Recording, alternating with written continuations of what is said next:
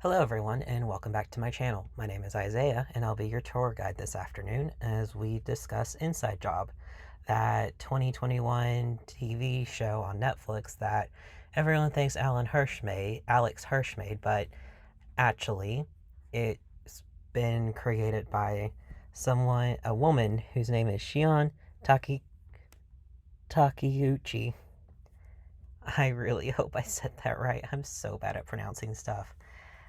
But because Alex's name is attached to it, it's now the Gravity Falls 2.0, according to everyone.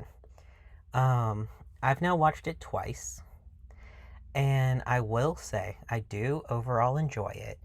But the second time around, I've noticed a few, I guess you could call them flaws, and I just kind of want to talk about it for a minute because it's interesting after kind of enjoying Gravity Falls so much and enjoying the majority of Rick and Morty, and also me enjoying Futurama, to see this new thing that a lot of people are comparing to these three older shows. So let's get into it. First off, Inside Job is is the brainchild of Miss Shion, who actually did work on Gravity Falls as a writer. I've pulled up her IMDb page just to see, and she's been a writer for Inside Job, Disenchantment, Lost in Oz, We Bear Bears, Gravity Falls, Long Live the Royals, Sweet Pea, Regular Show, and When the Time is Right. Now, I don't know most of those, and I've actually not seen Regular Show at all, though I've heard good things about it. But the Gravity Falls, Disenchantment, all of that leads back into Inside Job, I believe, because Disenchantment is kind of like Futurama, but set in medieval times. In fact, when it first came out, I saw a lot of people comparing it directly to Futurama because the art style is so similar, and it had the same writers and kind of seems to lean across the same jokes. Though I will admit, as Disenchantment has gone on, I feel like it's broken away a bit more. I do think they could go more into the serialized storytelling and away from the one episode a plot. But, who am I but just a little nobody on the internet who likes to talk about writing?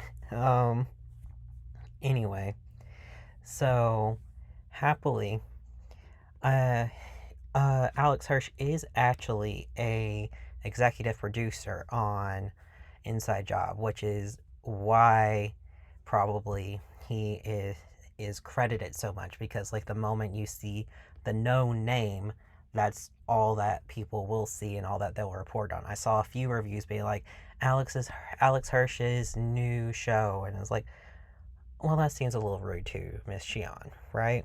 I think so, at least.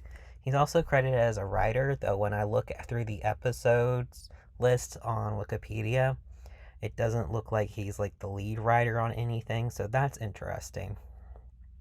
And so, what is Inside Job about anyway?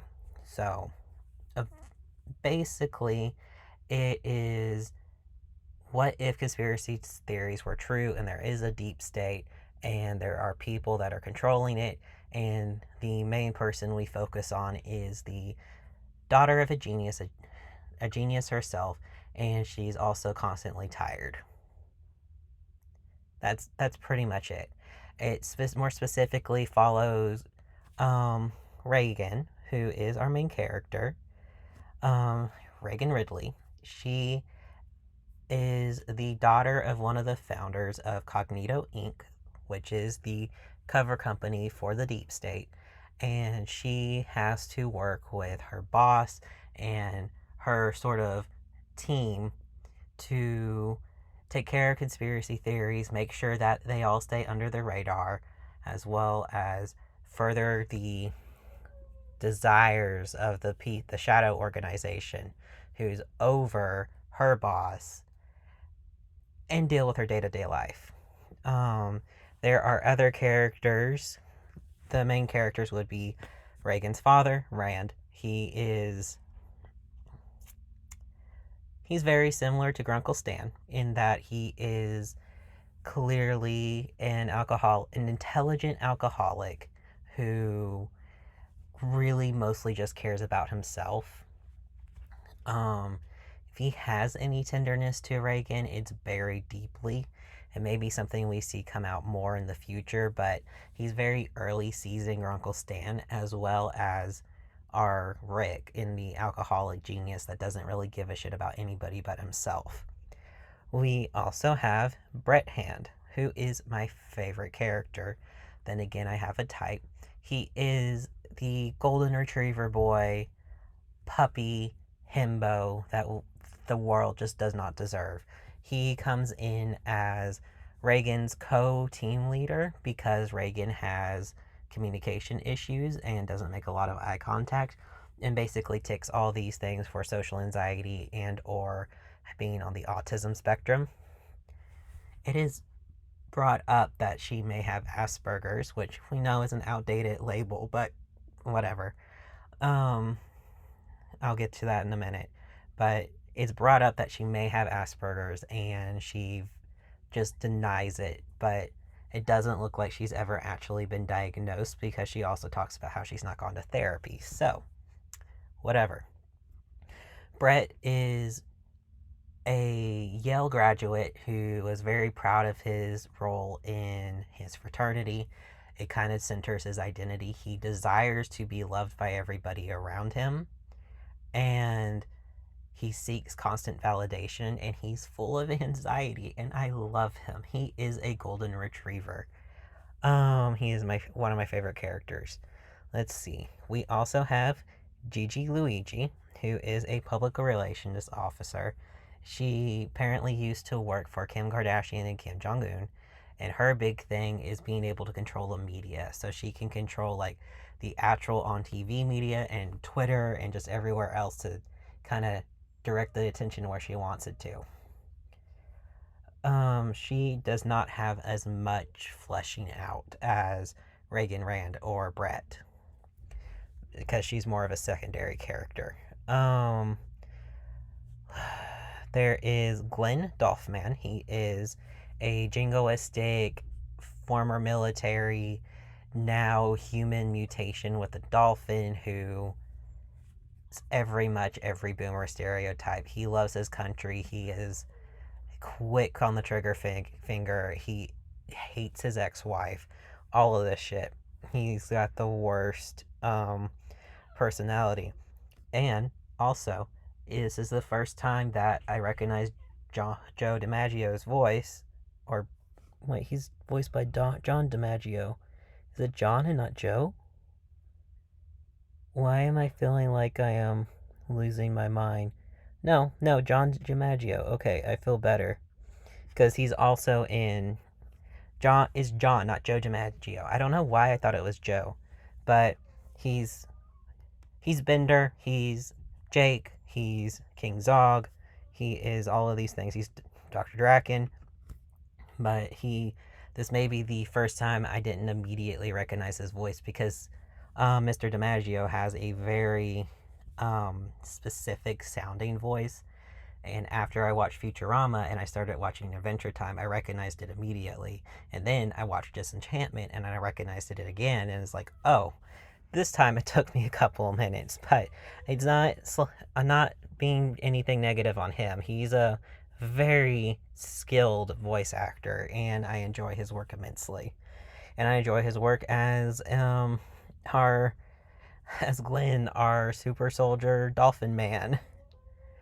There's Andre Lee. He's another one of my favorite characters who also doesn't get a whole lot of character development.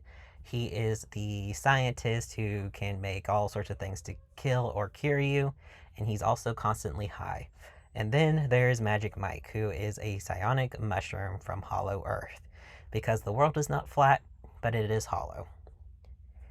Of course, there's other characters. There's Reagan's mom pops up.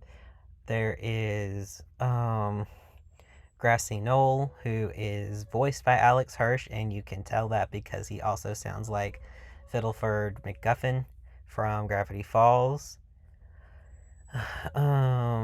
there is JR, who is the head of the Cognito Inc., and then there is a Agent Rafe Masters, who is a James Bond stereotype, and Robotus, who is a robot replica of the current president of the United States, who looks kind of like Trump, but he's more intelligent than Trump, or at least he's more easily manipulated.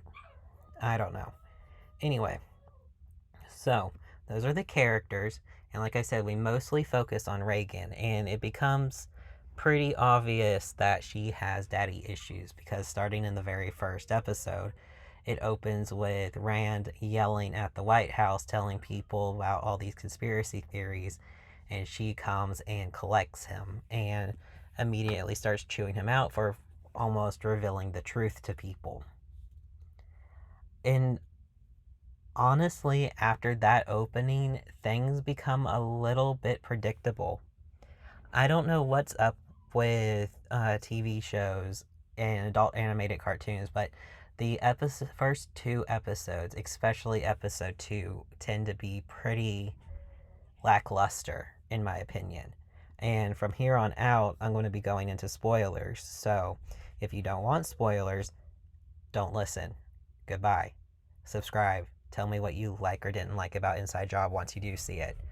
Um, anyway, so first episode, we have Reagan collecting her dad and then being like, I want to become the boss, I want to become the leader. So she has developed this robotic president to take over, and predictably, it goes wrong, but she manages to stop it. But part of all of this is because she's unsociable, her boss, JR, has decided to get her a yes man who is Brett, and she's very suspicious and angry. So all of that ends up with her getting fired and led away. So everything falls apart, but she comes back and things are better again.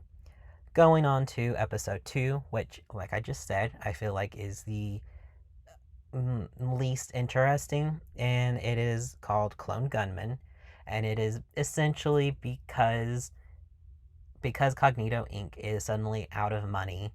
I'm assuming because their plan in the first episode didn't go well at all, and in fact cost them a lot of money.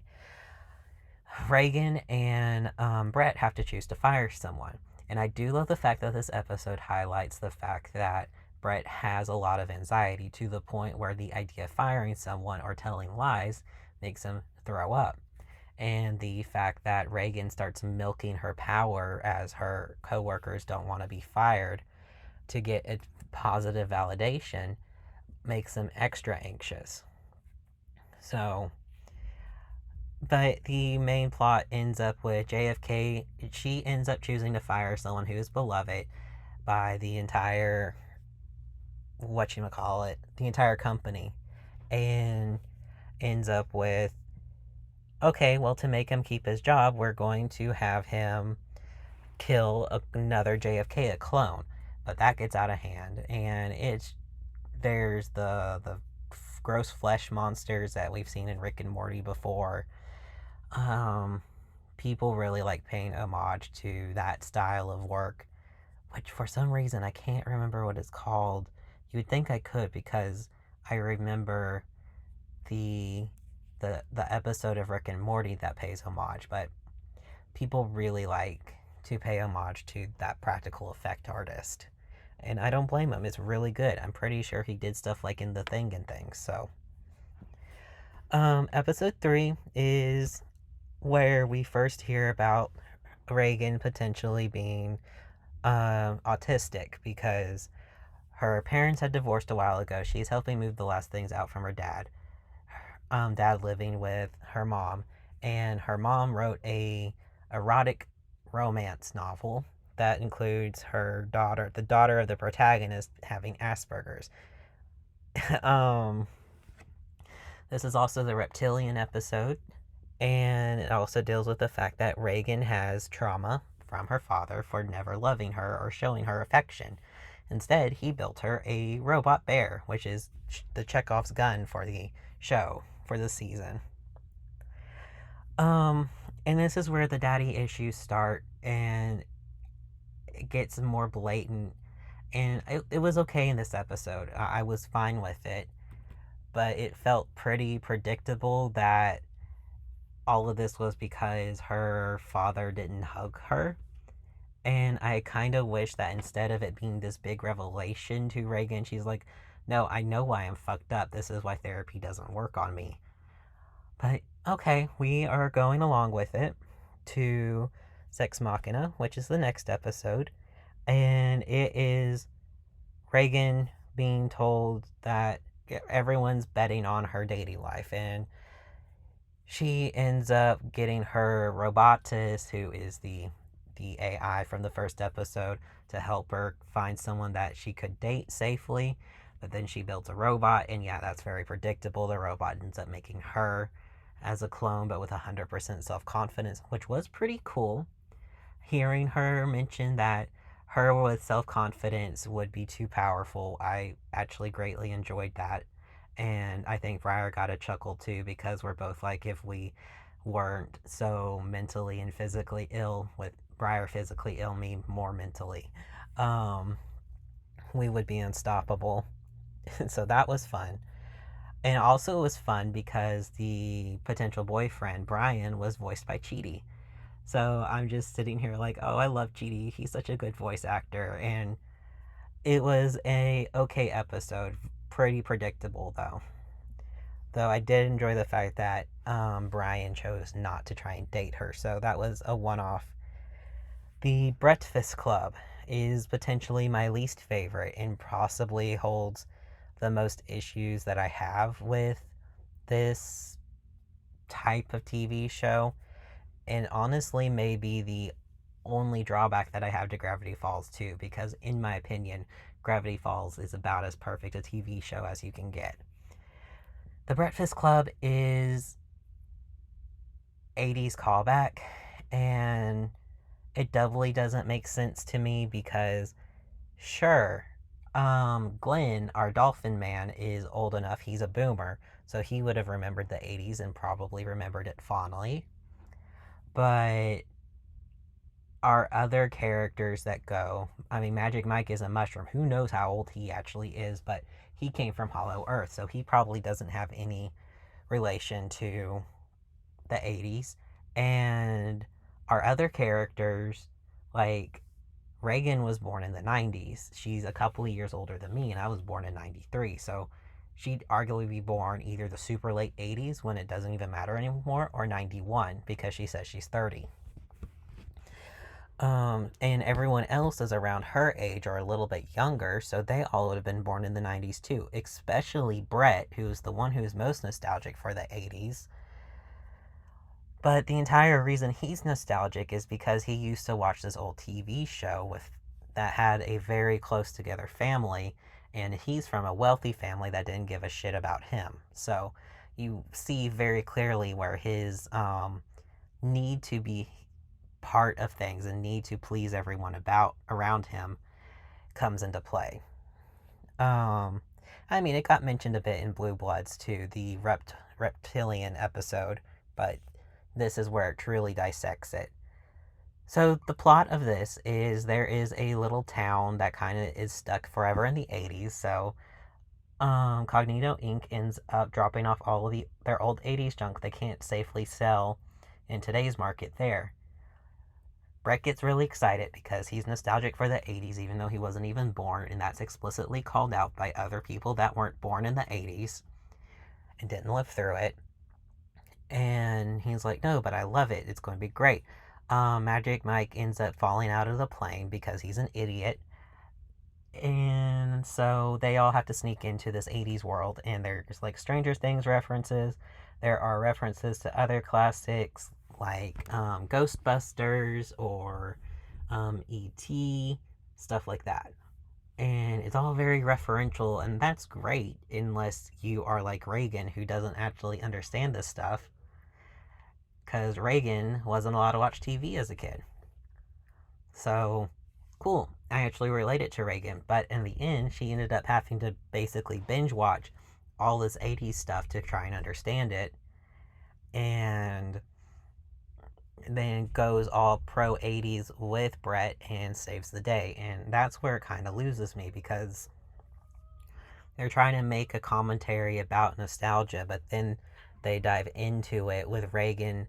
They're the one person who was not all in on this, going all in to try and speak to Brett. And I mentioned this a bit with Banksy before about the idea of trying to give an anti capitalist message while you yourself are using that same message to promote yourself.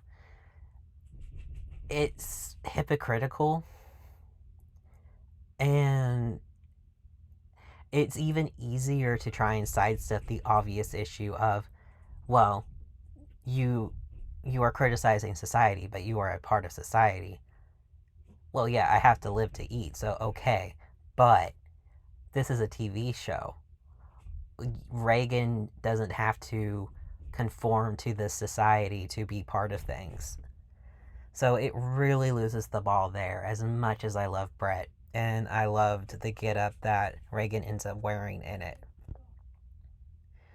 The next one is another one that's kind of muddy for me. With it felt like the flat Earth theory conspiracy theorists were not being completely sidestepped because, okay, basically, Reagan is trying to get her mom's wedding to herself off without a hitch because she knows her dad will be extremely jealous and try to stop the wedding, no matter what it is.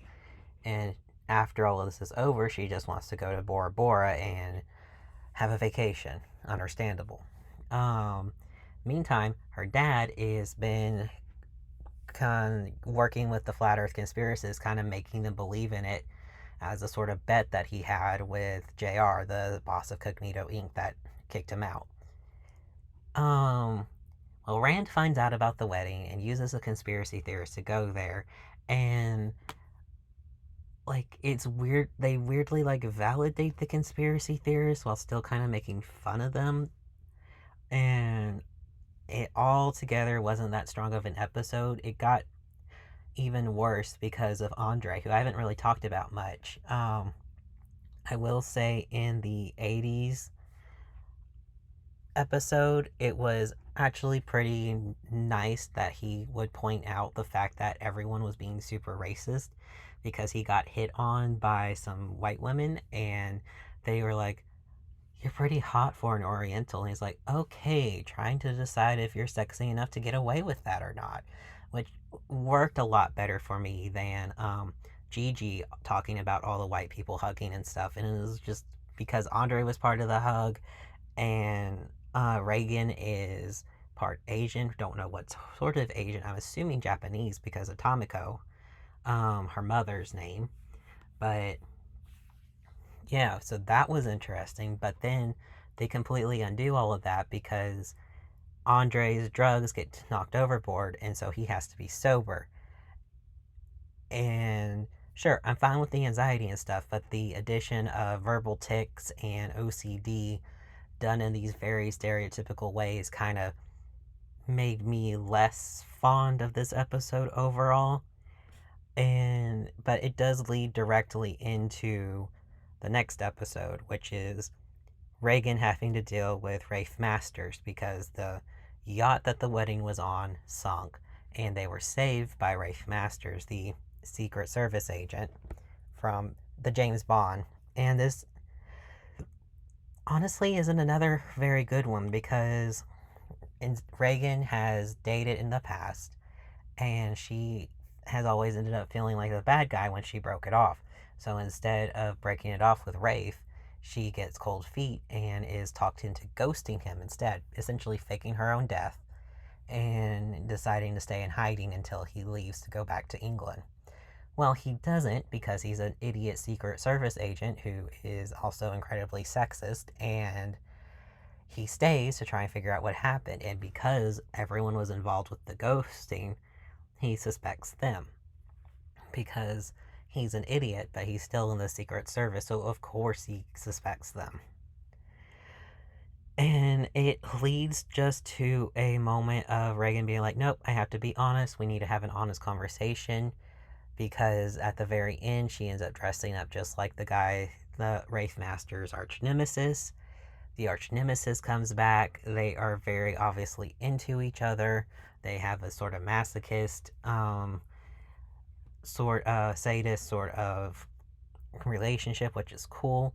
But I don't know. The whole thing fell flat again because it didn't feel really in character for Reagan to care enough to want to spare his feelings, if only so that she didn't feel like a bad guy again. Because we've had earlier her just being incredibly dismissive towards people and all that stuff. And it's not very clear how much time has passed since Brett has joined. I think towards the end it looks like about a year because there's this thing about tote bags, but I could just be reading into it. But yeah, it's just no. There's so much no in it, and it's so boring and played out. And the whole idea that the James Bond character is not a very good person to look up to. We've been new. And again, with the next episode, Buzzkill, they go up to the moon where Buzz Aldrin ends up being a villain. But there's this whole subplot about, is Buzz Aldrin or Rand Ridley Reagan's father? And there's a back and forth. But then Buzz tries to hit on her, and they want to move the moon away from the Earth. And Buzz ends up not being her father. It's Rand. So that's honestly pretty forgettable. It's a pretty forgettable episode, except for the very end where Mike pops up and is like, hey, Buzz Aldrin, don't fucking sue us, because Buzz Aldrin is just not a very cheerful person. There's also the subplot about the guy who was playing Buzz Aldrin on Earth because the real guy stayed up on the moon. He was being told that he was going to have to get into another role, and he didn't want to lose his role as Buzz Aldrin, so he ran away. That was pretty funny, but it didn't get a lot of focus. Then we go to the last two episodes that sort of make up a two-part finale for the season. And there is... JR is like, oh, I'm going to move on to the shadow board. So, Reagan, you're going to get this. Turns out there's a mole. They stole a very important document. JR is like, you get to figure this out. I need to go on to take on my shadow robe. And he gets paired off with Oprah, who's like, I know your secrets. You're going to get me to the end. And yeah, okay. JR ends up getting X'd out because the shadow board knew that he's been embezzling and lying and all this shit for years. Don't really care. Main part is they're trying to find the mole. Reagan is already bending her own ethics to try and figure it out, so her job is safe, so no one, they don't all have to be disappeared. There is a little robot that is like tells how ethical they're being and ends up exploding itself because she gives it a paradox and is like, oh hey, it's Cheaty again, he has a stomach ache. But they end up suspecting that Rand is the mole. And in a weird twist of things, because you don't really have much to say that Reagan likes her father all that much. You do have her giving him livers that he wants and that sort of thing, but she's also constantly berated him and felt like he has basically ignored her whole life. And she ends up siding with her father over her co-workers who have become friends, which does not fit for me. What fits even less is the mind episode where Reagan and her father go into her mind, and she is shocked to find that he has erased her memories about a friend that she made in 4th grade. Because Reagan is a super genius. She ended up graduating MIT or whatever at age 13. But it started with, in 4th grade, her principal was like, hey, she could skip all the way up to high school and go on to college, but she's made a friend. And the point of the friend is like, it's a password. The bear that I mentioned before is the Chekhov's gun, is the mole. He stole the very important file to kind of implode Reagan's life so that she would have a better work life balance and be happy because that's what he's programmed to do. And I don't know, just the fact that it was obvious there were glitches going on, but she was too distracted, and then Rand becomes the person who erased her memories, and that's the final straw that broke her back and kicked him out. It feels very predictable to me. I wish there had been something surprising going on. I don't know. But I'm not the one who's writing it. I enjoyed it. Don't get me wrong. I've enjoyed the show. I want to watch it again because it's fun and there's lots of little background details and there's all sorts of references to modern pop culture that I don't understand, but mostly don't get in the way of the story. But it feels predictable. And then there are those moments like the 80s nostalgia, but also you're fighting nostalgia with nostalgia, and the Tourette's and the OCD being shown a very stereotypical way. Um, the fact that you can have these daddy's issues, but why can't we either explore it in a different way than what is typical?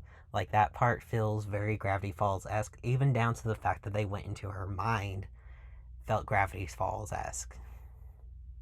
And I don't think it has anything to do with Alex Hirsch being on the Alan as an executive producer or anything. Though there are these beats of like the nostalgia, the 80s, 90s references, the love of that stuff coming into modern day, the love of the references, where Gravity Falls felt like the references were more general. These can be very specific, like they referenced Leonardo DiCaprio fighting a bear and stuff like that. And I'm not very familiar with Leonardo DiCaprio's IMDb page, besides he was the cute boy on Titanic who honestly doesn't look that cute to me. The ending is nice though, because she starts over on her day one, comes in, the Shadow Board tells her that they've decided to promote someone else because she doesn't seem to have the experience, and it's her father. And this is after she's kicked him out and told him that she's going to go no contact with him. So that's going to give a very interesting season 2, and I hope they develop more with it. But all in all, this is all the stuff that I've honestly thought. I think the show is great. There's definitely some rough edges. There's some points that they have poked at that felt very familiar and well worn, but it's still worth the watch. The animation is good, the sound design is good, the story is good, the focus on the people is good, and I think they can only improve from here on out. So, that is it from me today. I've already spoken for far too long, far longer than I wanted to.